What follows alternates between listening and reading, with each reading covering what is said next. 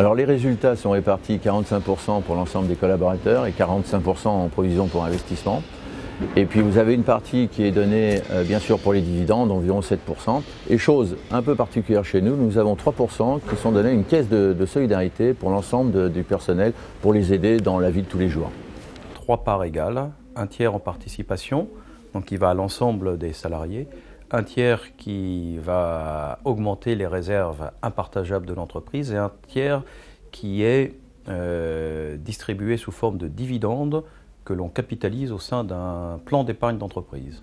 Jusqu'alors, la participation était de l'ordre de 40% des bénéfices. Les dividendes 20% et la PPI 40%.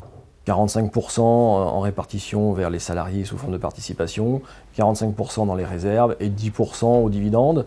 Entre participation, intéressement, part au travail représente approximativement 50 à 55% de nos bénéfices, le reste étant conservé pour les futurs investissements. Ils sont répartis en parts égales une fois entre tous les coopérateurs. Voilà, on se partage ce qui reste dans la caisse en fin de mois. Donc après avoir payé toutes les charges, tous les frais. Autre chose, on arrive quand même à dégager du bénéfice en fin d'année. Et ce bénéfice, il est partagé en deux, en participation au bénéfice et puis en provision pour investissement. Vous avez comme une notion de chef d'entreprise au fond de vous. Donc toutes les décisions, tout ce que vous faites dans l'entreprise, etc., vous le faites pour vous.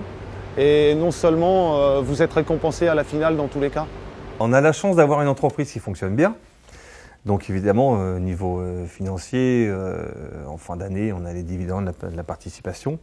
C'est déjà très confortable en fin d'année.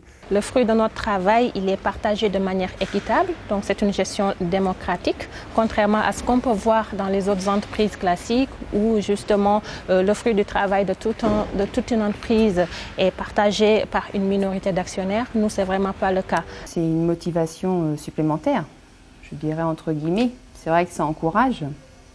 On travaille pour soi et c'est motivant, oui. On a plus de cœur à l'ouvrage, il n'y a pas de malade de dernière minute. Et puis à la fin du mois, on se partage les bénéfices.